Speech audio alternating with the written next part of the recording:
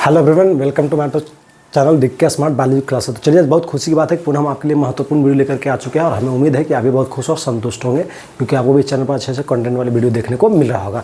तो चलिए, जैसे कि हम आपको जानकारी के लिए बता दें कि पिछले क्लास में जो आपको लेक्चर मिला था, यानी पिछले वीडियो में जो आपको मिला था, फर्स्ट चैप्टर के बारे में आपको पढ़ाया गया था जिसका नाम था रिप्रोडक्शन इन ऑर्गेनिज्म। उसका वन शॉट वीडियो जिसमें आपको काफ़ी इंपॉर्टेंट और महत्वपूर्ण जो भी टॉपिक्स थे उसमें आपको पढ़ाए गए थे और बताए गए थे।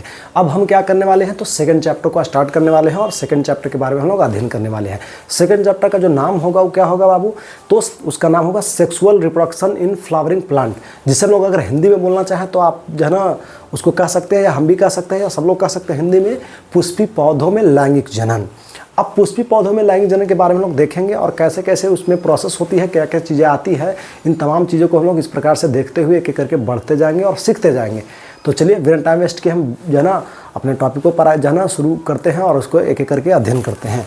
तो चलिए, हम लोग देखते हैं कि क्या क्या हम लोग को अध्ययन करना है और किस प्रकार से चीज़ों को अध्ययन करनी है, इसके बारे में हम लोग बात करते हैं। तो चलिए देखिए, हमारा जो चैप्टर का नाम है बाबू, ज़रा ध्यान दीजिए, क्या नाम है, sexual reproduction in flowering plant, जिसे हम लोग हिंदी में क्या कहते हैं, हिंदी में कहते हैं बाबू पुष्पी पौधों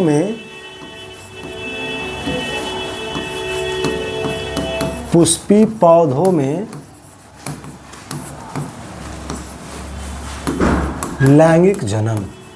क्या कहते हैं बाबू, पुष्पी पौधों में लैंगिक जनन के नाम से हम लोग जानते हैं। ठीक है, अब जरा ध्यान देंगे, जब पुष्पी पौधों में हम लैंगिक जनन के बारे में जो है चर्चा करेंगे तो ये सब फिगर आपको जो है ना वहाँ पर यूज होते हुए नजर आएंगे बाबू। ये सब फिगर आपको देखने को आगे मिलेंगे, ठीक है ना। तो हम लोग चलते हैं और देखते हैं कि इसमें क्या क्या हमें कैसे देखने को क्या क्या मिलता है। तो चलिए, हम लोग थोड़ा सा पौधे की बात कर लेते हैं। आमतौर पर अगर पौधा के बारे में हम थोड़ा सा बताना चाहें आपको, या पौधों के बारे में अगर चर्चा करना चाहें, ठीक है ना, तो पौधे आप दो तरह के देखेंगे बाबू, एक पुष्पित पौधा और एक है विदाउट पुष्पित। एक साधारण या आप पुष्पित पौधा कह सकते हैं और दूसरा पुष्पित पौधा,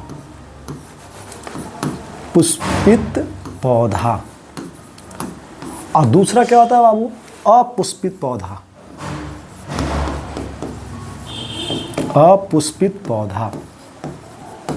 अब जरा ध्यान देंगे, तो एक पुष्पित और दूसरा क्या हो गया, अपुष्पित पौधे की अगर हम बात कर लेते हैं तो जरा ध्यान दीजिए। अब बात क्या जाती है कि पुष्पित पौधे जो होते हैं, ठीक है ना, इसके बारे में हम बात करते हैं और अपुष्पित पौधों के हम बारे में बात करते हैं। अब ज़रा ध्यान दीजिए, अगर हम बात कर लेते हैं, इन तमाम चीज़ों को हम लोग देखते हैं और समझते हैं, तो जो पुष्पी पौधे होते हैं इनमें पुष्प लगते हैं, यानी कहने का मतलब कि इसमें फूल लगता है। क्या लगता है बाबू, इनमें फूल लगता है। और इनमें क्या होती है कि फूल नहीं लगता है, इनमें फूल आपको देखने को मिलेगा, इनमें फूल देखने को नहीं मिलता है। तो जिन पौधों में आपको फूल नहीं देखने को मिलता है उन पौधों को हम लोग आमतौर पर, जिन पौधों में क्या नहीं देखने को मिलता है बाबू, फूल नहीं देखने को मिलता है, तो उन पौधों को हम अपुष्पित पौधा के नाम से जानते हैं। अब चलिए, लेकिन जिन पौधों में पुष्प हमें देखने को मिलता है, ठीक है ना, उसको हम लोग क्या कहते हैं बाबू, पुष्पित पौधा के नाम से हम लोग जानते हैं। किस नाम से जानते हैं, पुष्पित पौधा के नाम से जानते हैं। यानी पौधे आपको बताएंगे कि दो तरह से होते हैं। अब ये पौधा अपनी संख्याओं को कैसे बढ़ाते हैं, तो देखते हैं कि जो संख्या बढ़ाने की एबिलिटी होती है या क्षमता होती है, इनमें किस प्रकार से होती है, इसकी हम थोड़ा सा चर्चा कर लेते हैं। तो जितने भी अपुष्पित पौधे होते हैं बाबू, ये सेक्सुअल रिप्रोडक्शन करते हैं। क्या करते हैं, ये सेक्सुअल रिप्रोडक्शन के माध्यम से अपनी संख्याओं को बढ़ाते हैं। अलैंगिक जनन के माध्यम से अपनी संख्याओं को क्या करते हैं बाबू, बढ़ाते हैं। और ये जो होता है क्या करते हैं, तो सेक्सुअल रिप्रोडक्शन के माध्यम से अपनी संख्याओं को बढ़ाते हैं। अब ये सेक्सुअल रिप्रोडक्शन में क्या डिफरेंस आपको देखने को मिलता है, इसके बारे में हम थोड़ा सा बात कर लेते हैं। तो देखिए, हम लोग जब पढ़ रहे थे कि कुछ पौधे वैसे थे जो अलैंगिक जनन कर रहे थे, उनमें क्या हो रही थी, तो जड़, तना और पत्तियों के माध्यम से जो अपुष्पित पौधे होते हैं वो ज़्यादातर क्या करते हैं, अलैंगिक जनन की प्रोसेस को अपनाते हैं। और आमतौर पर जो अलैंगिक जनन की प्रोसेस अपनाते हैं उनमें क्या होती है बाबू, तो जड़ होता है, क्या होती है बाबू, तना होता है, और साथ ही साथ पत्तियाँ के माध्यम से वृद्धि करने की क्षमताएँ होती है। ठीक है, चाहे वो क्या हो, प्राकृतिक हो या कृत्रिम, जो आपको ऑलरेडी फर्स्ट चैप्टर में पढ़ाई गई थी। लेकिन जो बच गए, जो ये नहीं कर सकते हैं, ठीक है ना, क्यों नहीं कर सकते हैं बाबू, क्योंकि उनमें लैंगिक जनन अंग होते हैं। खास करके क्या पाए जाते हैं, फूल। पुष्पी पौधों में पुष्प जो होते हैं, पुष्पी पौधों का जो है ना प्रमुख जनन अंग माना जाता है। क्या बाबू? फूल को जो है ना प्रमुख जनन अंग माना जाता है। क्या माना जाता है बाबू? प्रमुख जनन अंग माना जाता है। ध्यान रहे कि प्रमुख जनन अंग माने जाने के पीछे कारण क्या है, तो हम आपको जानकारी के बता दें कि इसके अंतर्गत यानी फूलों के अंदर जो है ना क्या होते हैं, इनमें नर और मादा देखने को मिलते हैं, जो हम आगे देखेंगे आगे, ठीक है ना। आगे हम लोग चलते टॉपिक को कंटिन्यू करते टाइम देखेंगे, लेकिन हम लोग थोड़ा सा नेक्स्ट और टॉपिकों को बढ़ते हैं। तो आप इतना टॉपिकों में मोटा मोटी ये समझिए कि जो पुष्पी पौधे होते हैं उनमें लैंगिक जनन करने के लिए जो है ना एक ऑर्गेन्स होता है जिसका नाम है फूल, क्योंकि उसमें नर और मादा पाई जाती है, इसलिए उसको प्रमुख जननांग माना जाता है। किसमें? पुष्पी पौधों में, फूलों को। अलैंगिक जनन जो है ना आमतौर पर जड़, तना और पत्तियों के माध्यम से अपनी संख्याओं को क्या कर लेते हैं बाबू? वृद्धि करते हैं, ठीक है। चलिए, ये ऑलरेडी आपको जो है ना पढ़ाया गया है फर्स्ट चैप्टर में, इसके बारे में पूरी विस्तार आपको जानकारियाँ दी गई है। अब इसको हम लोग जो अध्ययन कर रहे हैं विस्तार सेकंड चैप्टर में, पुष्पी पौधों को हम लोग देखेंगे। तो चलिए हम लोग देखते हैं और आगे बात आ जाती है कि जब आप फूल को अगर आप लेते हैं, एक टाइपिकल फ्लावर आप लेते हैं, एक टाइपिकल फ्लावर, हिंदी में अगर हम लिखना चाहें तो आपको हिंदी में लिखते हैं। एक आप प्रारूपी पुष्प को लेते हैं बाबू, क्या करते हैं? एक आप प्रारूपी पुष्प को लेते हैं, क्या करते हैं? प्रारूपी पुष्प को लेते हैं, तो आपको जब उस पर 4 को मुख्य रूप से भाग देखने को मिलते हैं बाबू। कितने भाग देखने को मिलते हैं? 4 भाग। कौन कौन देखने को मिलते हैं? पहला देखने को मिलते हैं बाह्य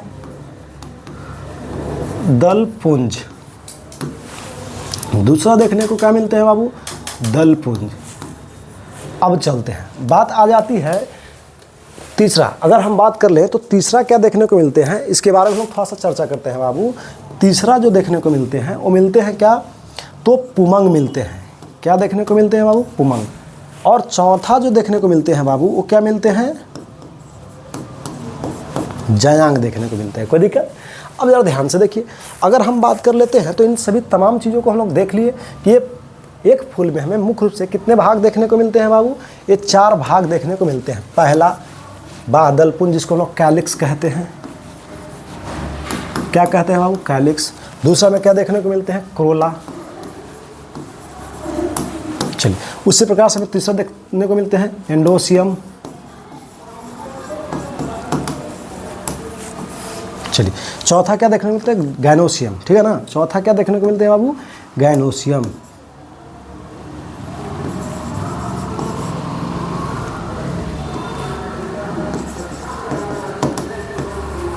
चलिए, अब जरा ध्यान से देखिए, तो ये तीसरा वर्ड मीनिंग थोड़ा सा हम आगे कंफर्म जरा दिखा देंगे आपको। इसमें कुछ इधर भी लगता है कि हो सकता है, क्योंकि हम जल्दीबाजी में लिख दिए। चलिए आगे बढ़ते हैं। तो जानकारी आपको दी गई बाबू, किसको लेकर के? तो पुमंग और जयांग को लेकर के। तो जरा ध्यान दीजिए, बात क्या जाती है कि कहाँ देखने को मिलते हैं और कैसे होते हैं। 4 भाग कहाँ होते हैं उसको थोड़ा सा लोग देख लेते हैं। फूलों के बताया गया कि प्रारूपी पुष्प के कितने भाग होते हैं बाबू? तो मुख्य रूप से 4 भाग होते हैं। कितने भाग होते हैं? 4 भाग होते हैं। अब वो 4 भाग कौन कौन होते हैं जो इधर आपको दिखाए गए एक एक करके, ठीक है ना। तो अब देख लेते हैं इसको थोड़ा सा हम दूसरे फिगर को देखते हुए, यहाँ पर देखते हैं कि कहाँ पर है कौन कौन। तो देखिए यहाँ पर मिला लीजिएगा बाबू। इसको हिंदी में हम लोग क्या कहते हैं? देखिए, पहला भाग जो आपको हम बताएं ये वाला है, इसको लोग हिंदी में कहते हैं क्या? बाह्य दल पुंज कहते हैं बाबू। क्या कहते हैं? बाह्य दल पुंज कहते हैं। दूसरा जो हो गया बाबू, इसको हम लोग बोलते हैं क्या? दल पुंज कहते हैं। क्या कहते हैं बाबू? इसको दल पुंज कहते हैं। क्लियर हो गया पॉइंट? अब ज़रा ध्यान से देखिए, तीसरा की अगर हम बात कर लेते हैं बाबू, तो तीसरा इसको हम लोग बोलते हैं क्या है? इसको लोग पुमंग कहते हैं। क्या कहते हैं? पुमंग। और चौथा जो है बाबू, उसको हम लोग क्या कहते हैं? जयांग कहते हैं। क्या कहते हैं? जयांग कहते हैं। ये चारों भाग आपको देखने को मिला कि कौन कौन कहाँ कहाँ है। तो अब देखिए, ये जो आपको साइड में दिख रहा है ऐसे ऐसे जो निकला हुआ है, इसको हम लोग क्या कहते हैं? कैलिक्स, बाह्य दल पुंज के नाम से हम लोग जानते हैं। क्लियर? आगे बढ़ते हैं। उसी प्रकार से जो आपको साइड में दिख रहा, इसको हम लोग जो है ना पंखुड़ी भी कहते हैं, उसको क्या कहा जाता है? दल पुंज। अब उसी प्रकार से आप जो यहाँ पर देख रहे हैं, एक हिस्सा इधर और दूसरा हिस्सा इधर, उसको हम लोग क्या कहते हैं? पुमंग के नाम से हम लोग जानते हैं बाबू। उसी प्रकार से जो आप बीच में सेंटर में जो देख रहे हैं, उसको लोग जयांग कहते हैं। क्लियर हो गए पॉइंट? चलिए आगे देखते हैं। ऐसे हम आपको क्लासरूम में फूल लेकर के दिखाए थे और बताए थे, और यहाँ पर भी हम उसको थोड़ा सा विस्तार और कर देते हैं ताकि जो बच्चे थोड़ा सा क्लास छोड़ दिए हैं या जो नहीं जो है ना पहुँच पाए थे या किसी कारण उसको टॉपिक छूट गई है, समझने में दिक्कत आ रही है, उनको थोड़ा मदद मिल जाएगा। और जो बच्चे पढ़े उनको थोड़ा रिवीजन भी हो जाएगा। तो इसलिए आपको उसको ध्यान से पढ़ने की ज़रूरत है और सीखने की ज़रूरत है और आगे टॉपिक को जो है ना समझने की ज़रूरत है। चलिए तो देखते हैं। तो यहाँ पर लोग देखते हैं, सबके थोड़ा सा इकाई को हम देख लेते हैं, क्योंकि इकाई जो है ना ज़्यादातर बाबू इंपॉर्टेंट है, पूछे जा रहे हैं। इसकी इकाई को हम लोग सेपल कहते हैं। क्या कहते हैं बाबू? इसकी इकाइयों को हम लोग सेपल कहते हैं, इंपॉर्टेंट है। इसके हम लोग इकाइयों को क्या कहते हैं बाबू? पेटल कहते हैं। क्लियर हो गया? उसी प्रकार से पेरनियत आएगा, पॉइंट आगे हम लोग जो है देखेंगे उसका। पेरनियत एक टॉपिक आएगी जो हम आपको दिखाते हैं। पेरनियत कहाँ आएगी टॉपिक से, जस्ट लाइक यहाँ पर आप देखिए, आपको देखने को मिलेगा। इसके जो इकाई होते हैं बाबू, ठीक है ना, इसके क्या होते हैं? तो टेपल होते हैं।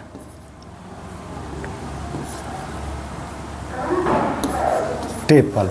इसके हो गया क्या? तो सेपल इकाई, ठीक है ना। उसी प्रकार से क्या हो गया? इसके हो गए बाबू क्या? पेटल। ये इकाई हो गए।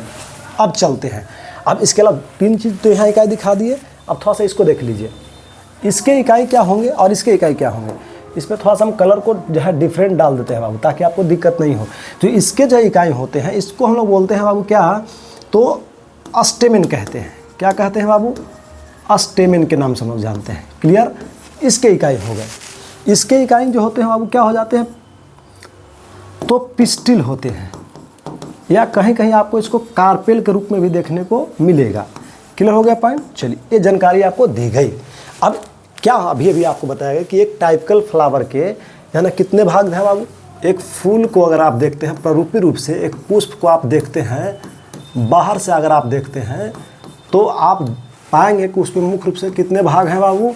4 भाग हैं। कितने भाग हैं? 4 भाग हैं। कौन कौन है? तो आपको दिखाया गया, पहला, दूसरा, तीसरा और चौथा। पहला का नाम क्या है और पोजीशन क्या है, मतलब इसकी स्थिति फूलों के अंदर कहाँ है दिखाई गई, और उसके इकाई क्या है ये भी बताए गए। उसी प्रकार से दूसरा का जो है ना, देखिए नाम क्या है और दूसरा का पोजीशन क्या है और कैसा है, ठीक है ना, और उसके इकाई क्या है बताए गए। तीसरा की अगर हम बात कर लेते हैं तो तीसरा देखिए ये बाबू है, इसके जो नाम क्या है और इसके पोजीशन क्या है और साथ साथ इसके इकाई क्या है, ध्यान दें। इसको हिंदी में हम लोग बोलते हैं पुंकेसर। क्या कहते हैं बाबू? पुंकेसर, ठीक है। चलिए, उसी प्रकार से चौथा को हम लोग देखें तो इसके स्थिति दिखाया गया, नाम दिखाया गया और स्थिति दिखाया गया, और साथ साथ इसकी इकाई दिखाया गया। इसको लोग बोलते हैं स्त्री केसर। क्लियर हो गया बाबू? चलिए, अब इसके अलावा हम लोग आगे बढ़ते हुए देखते हैं। अब फ्लावर की हम बात करते हैं कि फ्लावर को यूज कहाँ कहाँ हम लोग करते हैं और इसके योगदान क्या है। तो पहला बात ध्यान दें कि फूल जो होते हैं बहुत आकर्षक होते हैं बाबू। तो आकर्षक होने के कारण इसको हर जगह यूज में लाई जाती है। अब कहाँ कहाँ यूज में लाई जाती है इसकी चर्चा हम थोड़ा सा कर लेते हैं और समझ लेते हैं, ठीक है ना। देखते हैं कि इसको कहाँ कहाँ चर्चा मतलब उपयोग में लाई जाती है, इसकी चर्चा हम लोग करते हैं और समझते हैं। तो देखिए, अगर हम बात कर लें आपको तो यहाँ पर जानकारी के लिए हम आपको बता दें कि देखिए कहाँ कहाँ आप यूज कर सकते हैं बाबू। देखिए, ये फ्लावर आपको दिख रहा है, गार्डन है, ठीक है ना। यहाँ पर देखेंगे आप गार्डन, तो फूल को हम लोग जो है ना गार्डन बनाने में सजावट के जो है ना दृष्टिकोण से भी हम लोग उपयोग करते हैं बाबू। देखिए, अलग अलग कलर के इसमें आपको फूल देखने को मिल रहे होंगे। आप शायद देखेंगे तो यहाँ पर आप पाएंगे कि यहाँ डिफरेंट कलर के आपको फूल देखने को मिल रहे हैं। देखिए, है ना, अलग अलग कलर के फूल इसमें एक सजावट के तौर पर या एक बेहतर बागीचा या आप कह सकते हैं गार्डन बनाने के सेंस में भी उपयोग में हम लोग लाते हैं, या नहीं तो फिर अलग अलग जो है ना रंगोली टाइप में भी जो फूलों को बनाई जाती है उसमें हम लोग उपयोग करते हैं। यहाँ तक कि हम लोग बुके जो है देने में जो है ना, पार्टी उटी में जो है ना बुके देने में, पार्टी मतलब बुके देने में या फिर जो है ना सजावटी के लिए उपयोग में हम लोग आते हैं, नहीं तो फिर जो है ना पूजा पाठ में या धार्मिक अनुष्ठानों में या अन्य कार्यों में भी हम लोग इसको उपयोग में लाते हैं, या किसी को स्वागत में भी हम लोग इसको उपयोग करते हैं। मतलब मल्टीपल जगह इसके जो है ना यूज है बाबू।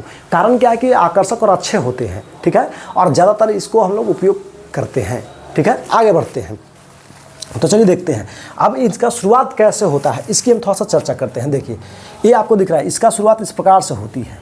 फ्लोरल वर्ड आपको जो दिख रहा है इस प्रकार से जब इसकी शुरुआत होती है, ठीक है ना। कुछ में इस प्रकार से विकसित करते हुए नजर आएगा, तो कुछ में ऐसा देखने को मिलता है काफ़ी विकसित, है ना। मतलब किसी में सिंगल आपको दिखेगा तो किसी में मल्टीपल दिखेगा आपको, इस प्रकार से कलियाँ निकला हुआ, बर्ड्स, कली के सेंस में आप समझिए, ठीक है ना। अब चलते हैं इस प्रकार से आगे बढ़ते हैं, ठीक है ना। इसको हम क्लास में पूरी तरह से विस्तार और जहाँ चर्चा करेंगे लैंग्वेज के रूप में। फिलहाल आपको हम दिखा दे रहे हैं कि शुरुआत ऐसे हो रही है फूलों की, पौधों में, पौधा नीचे है, ठीक है ना। तो पौधे में इस प्रकार से शुरुआत हो रही है क्या, फूलों की, फिर थोड़ा बड़ा होगा तो ऐसा होगा, और फिर ऐसा ही जो है ना सिंगल सिंगल ना होकर के मल्टीपल भी होते हैं। देखिए फ्लोरल बर्ड्स भी होते हैं और विकसित करते हुए फूल बनाते हैं। जब ये विकसित करेंगे तो बाबू ये जो ऐसे ऐसे चल रहा है, चाहे इसको लेते हुए ऐसा देखेंगे वैसा देखेंगे, या उनमें से कोई सी को आप ले लीजिए, तो विकसित करके इस प्रकार के फूल के रूप ले लेते हैं बाबू। दिख रहा है यहाँ पर। अब चलिए इसी फूल का जो है ना इस हिस्सा को लिया गया है, ठीक है ना, और यहाँ आपको दिखाई गई है, ठीक है ना। क्या दिखाया गया है कि ये नीचे का हिस्सा है, और ये देखिए कैलिक्स वाला हिस्सा है, दिख रहा है, ये वाला कैलिक्स का हिस्सा है, एक कोरोला का हिस्सा है, ये जायांग का हिस्सा है, और ये जो है पुमंग का हिस्सा है। देखिए पहला का ये हिस्सा है, पहला वाला, ठीक है ना, दूसरा वाला ये हिस्सा है, और तीसरा वाला यहाँ पर है बाबू, और चौथा वाला ये हिस्सा है। और इसके जस्ट नीचे जो होते हैं इसको थैलमस कहा जाता है। क्या कहा जाता है बाबू, थैलमस के नाम से हम लोग जानते हैं। क्लियर हो गए पॉइंट। आगे हम लोग चलते हैं। तो फ्लावर है, उसके पार्टिकल जो है ना उसके भागों को हम लोग देख लिए, इसके ऊपर भागों को हम लोग ऑलरेडी पहले देख चुके हैं, और उसके नीचे की बात कर रहे हैं, ठीक है। नीचे डंठल भी होती है। आगे चलते हैं, जैसे कि यहाँ पे देखेंगे उसके जस्ट नीचे, इसके जस्ट नीचे का जो फिगर आप, इसके जस्ट नीचे फिगर आप देखेंगे बाबू, तो आपको इस प्रकार के देखने को मिलते हैं ऐसे। और एक पूरा देखिए थैलमस है ना लिखा हुआ, ठीक है ना, यहाँ पर आपको थैलमस लिखा गया है, ठीक है ना, THALAMUS थैलमस, ठीक है। क्लियर। आगे बढ़ते हैं। तो चलिए अब थोड़ा सा इसी को हम एक बार देखते हैं फिगर में, ठीक है ना, कि कौन कौन कहाँ कहाँ और कैसे कैसे है। तो यहाँ पर जस्ट नीचे देखिए ये क्या लिखा हुआ है, थैलमस लिखा हुआ है, ठीक है ना। इसके अलावा तो आप ऊपर का हिस्सा देख ही रहे थे कि पहला भाग हो गया, दूसरा भाग हो गया, तीसरा भाग हो गया, और साथ ही साथ चौथा भाग हो गया। इन चारों के जो है ना स्थिति और इकाई और नाम पोजीशन सब आप देख लिए। चलिए थोड़ा और आगे बढ़ते हैं और समझते हैं। देखिए यही आपको हम दिखा रहे थे, यही टॉपिक था ना, ठीक है ना, यही है, और इसी का विस्तार हम लोग अभी भी जस्ट चर्चा किए, ठीक है। यहाँ पर कि फूल के मुख्य रूप से कितने भाग होते हैं बाबू, 4 भाग होते हैं। वो 4 भाग कौन कौन होते हैं, तो पहला हो गया क्या बाबू, कैलिक्स, दूसरा क्या होगा बाबू, क्रोला, तीसरा क्या होगा, पुमंग, और चौथा हो गया बाबू जयांग। क्लियर हो गया। यानी 4 भाग आपको इसके टोटल बताए गए। अब इन 4 भागों के जो है ना कंडीशन दिखा दिए गए, पोजीशन दिखा दिए गए, नाम दिखा दिए गए, यहाँ तक कि इकाई दिखा दिए गए। अब चलते हैं, ये काफ़ी इंपॉर्टेंट है। ये इकाई जो है बाबू VBI है, पिछले साल पूछा गया है, ठीक है। इकाई और भाग भी इसके पूछे ही जाते हैं, कुछ ना कुछ पूछे ही जाते हैं। इंपॉर्टेंट टॉपिक है, इसको VBI कर लेंगे। चलिए पिछले साल एक जो है ना 2 साल पहले जो है, पिछले साल जो पूछा हुआ है वो क्या है, ये पूछा हुआ है, ये VBI है, पूछा हुआ है क्वेश्चन, ठीक है ना। ये पूछा हुआ है कि पेरनियत का इकाई क्या होता है, तो टेपल होता है बाबू। क्या होता है, टेपल। चलिए अब देखते हैं पेरनियत क्या होता है। तो क्रोला और कैलिक्स के जो है ना समूह को या सम्मिलित रूप को हम लोग क्या कहते हैं, पेरनियत कहते हैं, और इसके इकाई क्या होते हैं बाबू, टेपल होते हैं। सेम टू सेम इसमें दिखाई गई। जब ये पूरी तरह से विकसित कर जाते हैं तो इस पर अलग अलग जो है क्या होते हैं बाबू, कीट पतंग, चाहे मधुमक्खियाँ हो या पक्षी हो, कीट हो, हवा हो, या अन्य और भी माध्यम हो सकते हैं जो एजेंट्स के रूप में काम कर रहे होते हैं, वो क्या करते हैं, तो आकर के जो है ना देखिए यहाँ पर ऐसे परागकोश पर बैठेंगे। जैसे बैठेंगे तो परागकोश पर बैठने के बाद क्या होगा, परागकोश से जो परागकण बनते हैं उनके पैर में चिपक जाएंगे, और यहाँ से क्या होगा, उड़ करके जो है ना क्या करेगा, जाकर के इसके फीमेल भाग स्टिग्मा पर जाकर चल जाएगा, बैठ जाएगा। तो क्या हो जाएगा कि परागकण उसके पैर के माध्यम से कहाँ चला जाएगा बाबू, स्टिग्मा पर। तो इस क्रिया को हम लोग परागन कहते हैं। क्या कहते हैं बाबू, परागन के नाम से हम लोग जानते हैं। तो परागन एक प्रकार क्या प्रोसेस होता है बाबू, क्रिया होती है, ठीक है। क्लियर हो गई। इसको लोग आगे देखेंगे, अभी समय है उसमें पढ़ने को लेकर के। चलिए तो हम लोग फिलहाल इतना आप जो है ना समझ जाइए और जान लीजिए कि इसमें क्या क्या हमें चीज़ें देखने को मिल रही है और कैसे कैसे आगे का प्रोसेस होगा। अब थोड़ा सा हम कुछ पार्टिकल जो है ना, कुछ खास जो है ना हिस्सा को लेकर के अध्ययन करते हैं। तो चलिए देखते हैं। अब यहाँ पर हम आपको इकाई की बात कर रहे थे बाबू, तो देखिए यहाँ पर दिखा हुआ है कि जो है ना पुमंग, इसके हिंदी में, इसको हम लोग हिंदी में क्या कहते हैं बाबू, पुमंग कहते हैं। इसकी इकाई क्या है, अस्टेमेन है। क्या है बाबू, अस्टेमेंस। अस्टेमेंस को हम लोग हिंदी में क्या कहते हैं, तो पुंकेसर के नाम से जानते हैं बाबू। क्या कहते हैं, पुंकेसर कहते हैं, ठीक है। चलिए उसी प्रकार से जो जयांग होते हैं, फीमेल भाग है, ध्यान रहे, हमेशा ध्यान रहे, जो पुमंग होते हैं ये फूलों के क्या होते हैं बाबू, नर भाग होते हैं। क्या होते हैं, फूलों के नर भाग होते हैं। क्लियर। अब चलिए उसी प्रकार से क्या होते हैं, जयांग जो होते हैं बाबू ये फूलों के मादा भाग होते हैं, यानी प्रमुख भाग यही दोनों होते हैं।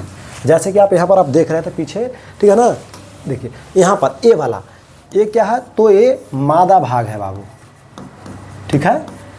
और ये जो है बाबू क्या है, देखिए ये नर भाग है। क्लियर। आगे चलते हैं, तो ज़रा ध्यान दीजिए। तो हम आपको यहाँ पर भी दिखा दिए, हाईलाइट कर दिए, इधर भी हम आपको पुनः रिपीट कर देते हैं। क्लियर हो गई। अब चलते हैं कहीं, अब इसको हम लोग लेकर के चलेंगे पुंकेसरों को या स्टेमिन को, पुमंग वाले भागों को, नर भाग को लेकर के अध्ययन करेंगे और समझेंगे। तो ध्यान दीजिए, बताया गया क्या, जरा समझिए बाबू। जानकारी के लिए हम आपको बता दें कि जो स्टेमिन होते हैं ये आपको स्टेमिन इस प्रकार से अलग अलग तरीकों के आपको देखने को मिलेंगे। तो जब अलग अलग तरीकों के आपको देखने को मिलते हैं तो इसके बारे में हम लोग थोड़ा सा क्या करते हैं बाबू, समझने की कोशिश करते हैं और जानने की कोशिश करते हैं कि जो आप स्टेमिन यहाँ पर देख रहे हैं, यानी फूलों के क्या पुंकेसर को आप देख रहे हैं, या पुरुष के जन भागों को देख रहे हैं, या उसकी इकाइयों को देख रहे हैं, तो इस प्रकार के आपको देखने को मिल रहे हैं।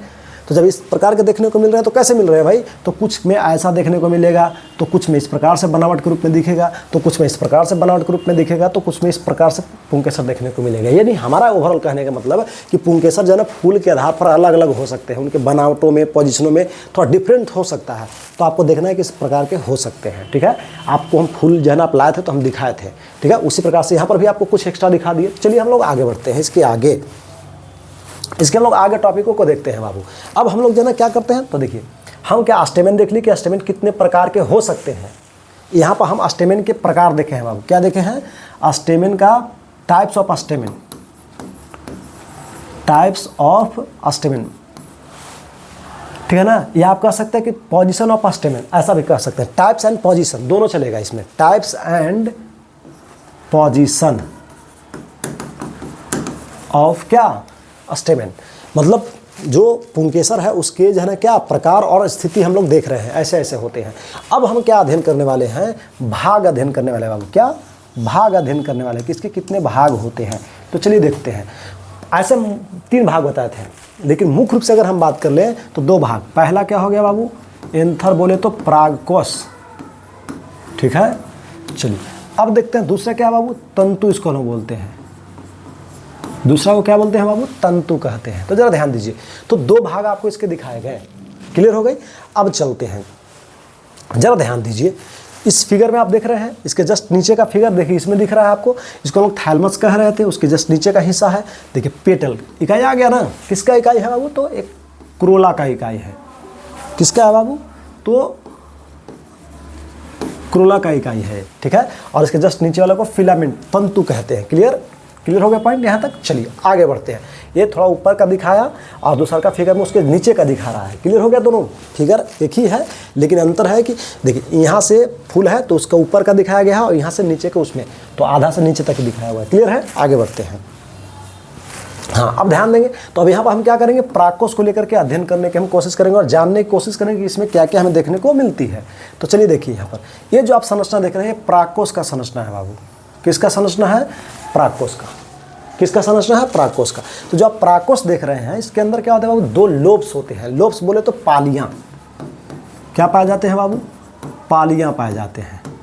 आप जब ध्यान से देखेंगे यहाँ पर, तो ये परागकोश है, इसके अंदर क्या देखने को मिलते हैं, 2 लोब्स देखने को मिलते हैं। अब वो कौन कौन होते हैं इसकी हम चर्चा करते हैं। पहला एक इधर लोब्स है, देखिए यहाँ पर ध्यान दीजिए, यहाँ से 2 भागों में बटा हुआ है बाबू। अगर आप थोड़ा सा यहाँ पर नज़दीकी से समझने की कोशिश करें तो देखिए, एक तो हो गया कि यहाँ से देखिए एक ऐसे यहाँ दिख गया। ठीक है, दूसरा जो दिख रहा है बाबू यहाँ से पीछे उधर की ओर है, जो नहीं दिख रहा हमको, पीछे की ओर, यहाँ से ऐसे पीछे की ओर है। तो एक लोब इसको मान लीजिए, तो दूसरा का लोब इसको मानिए आप। ठीक है, चलिए अब बात आ जाती है कि जरा प्रत्येक लोब में 2 भाग होते हैं बाबू। कितने भाग होते हैं, 2 भाग। तो ज़रा ध्यान से देखिए, यहाँ पर अगर 2 लोब देख लिए, अब इसमें भाग हमको देखना है, तो हम लोग भाग को देखते हैं। पहला लोब ऊपर वाला है, तो ऊपर वाला में पहला भाग और दूसरा भाग। ठीक है, जैसे कि यहाँ पर हम थोड़ा सा जानकारी के लिए बता दें कि पहला लोब तो ये ना था, ऐसे पहला लोब है। ठीक है, अब चलिए पहला लोब हो गया ये वाला, दूसरा लोब नीचे वाला है। अब दूसरा लोब हम नीचे वाला को मान रहे हैं बाबू, नीचे वाला को मान रहे हैं। ठीक है ना, इधर दिख नहीं रहा है तो दूसरा लोब नीचे वाला को मान रहे हैं। तो उसी प्रकार से अब लोब है तो इसके अंदर प्रकोष्ठ भी है, खंड भी है। अब तो खंड तो पहला ही हो गया, दूसरा ही हो गया, तीसरा देखिए खंड बाबू। तीसरा खंड क्या है, ये वाला है। और चौथा खंड जो है इसके जस्ट पीछे है, जो हमको दिख नहीं रहा है। ठीक है, क्लियर हो गया पॉइंट। तो यानी बताया गया कि एक परागकोश में क्या होते हैं, एक परागकोश में 2 क्या होते हैं बाबू, याद कीजिए, ऑफलाइन क्लास में आपको हाईलाइट किया गया था। 2 क्या होते हैं, पालियां होती है। क्या होता है बाबू, 2 पालियां होती है। और प्रत्येक पालिया में कितने कोष्ठ होते हैं, प्रत्येक पालिया में कितने कोष्ठ, प्रत्येक पालियों में 2 कोष्ठ होते हैं या प्रकोष्ठ होते हैं। क्या होते हैं बाबू? 2 कोष्ठ होते हैं। तो अब जरा देखिए कि प्रत्येक पाली में 2 कोष्ठ, तो टोटल कितने पालियां? 2 पालियां, तो टोटल कितने कोष्ठ? 4 कोष्ठ होते हैं बाबू। कितने कोष्ठ होते हैं? 4 कोष्ठ होते हैं या प्रकोष्ठ होते हैं। क्लियर हो गया बात?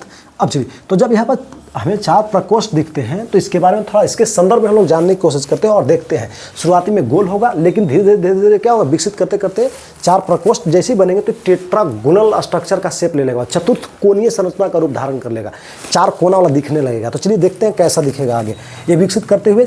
जब 4 कोष्ठ पहले क्या है, ऐसे है शुरुआती में है, फिर विकसित करते 4 कोष्ठ जब बन जाएंगे पूरी तरह से विकसित कर जाएंगे, ऐसे तो रहते पहले से है, लेकिन जैसे जैसे विकसित करेगा वैसे वैसे थोड़ा सा टेट्रागोनल का शेप धारण करता है। शुरुआती में गोल रहेगा, जैसे जैसे विकसित करेगा ना वैसे वैसे थोड़ा विकास ज़्यादा करते चला जाता है और टेट्रागोनल यानी चतुर्थ कोणीय संरचनाओं का रूप धारण कर लेती है या कर लेता है। तो चलिए हम लोग देखते हैं कैसा। ऐसा आप देख रहे हैं, इस प्रकार के जो है ना देखने को मिलेगा, ये देख रहे हैं।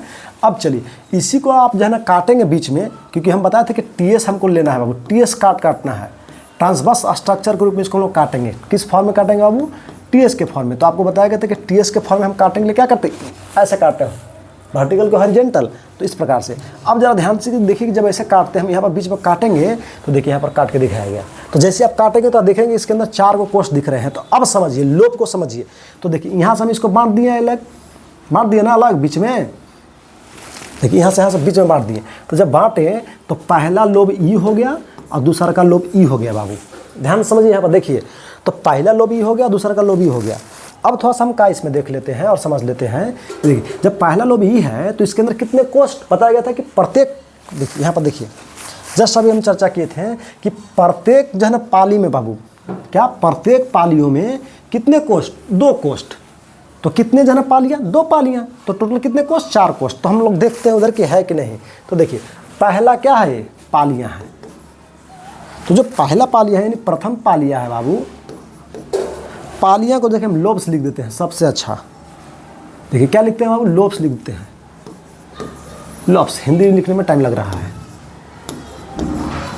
चलिए कभी कभी मिस्टेक हो जाता है हिंदी, तो इसलिए हम इंग्लिश लिख दिए शॉर्ट में। हर से दीर्घ में कभी कभी दिक्कत हो जाती है। चलिए आगे देखते हैं। तो वैसा दिक्कत भी नहीं होता जैसा हम कह दिए, मतलब कभी कोई माइनर मिस्टेक सबसे होती है, कोई बड़ी बात नहीं है। तो चलिए, तो क्या हो गया बाबू? लोब्स। तो फर्स्ट लोब्स हो गए और दूसरा क्या हो गया? सेकंड लोब्स हो गए बाबू। अब ध्यान देने वाली बात है कि जो पहला लोब्स आप देख रहे हैं इसके अंदर क्या होते हैं? 2 कोष्ठ होते हैं या प्रकोष्ठ होते हैं बाबू। इसको हम लोग देखते हैं कहाँ है। तो देखिए पहला ए, ठीक है, दूसरा बी, एक तरफ हो गया ना 2 गो। अब चलिए तो जरा ध्यान दीजिए, क्या हो गया बाबू? 2 हो गए। अब चलते हैं, एक लोब में कितने कोष्ठ? 2 कोष्ठ।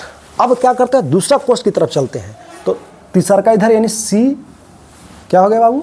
इधर तीसरा का यानी सी हो गया, और ये हो गया चौथा यानी क्या हो गया? चौथा यानी डी हो गया बाबू। तो टोटल कितने जो है ना क्या हो गए? अब देखिए टोटल पाली कितना, अगर हम बात कर लेते हैं टोटल पाली क्या? लॉब्स। पालियां कितने या पाली कितने? 2। कोष्ठ या प्रकोष्ठ कितने? प्रकोष्ठ कितने बाबू? तो 1 B C D 4 हो गए, यानी कितना? A to D 4 को हो गए। क्लियर हो गया? आगे बढ़े चलिए, यानी आपको यहाँ तक क्लियरेंस दी गई बाबू। यहाँ तक कोई दिक्कत है किसी को? और इसीलिए देखिए लिखा हुआ कि टेट्रागोनल, सॉरी कलर सेम हो रही है, देखिए क्या लिखा हुआ? टेट्रागोनल जो है ना structure of stamen, tetragonal structure of stamen.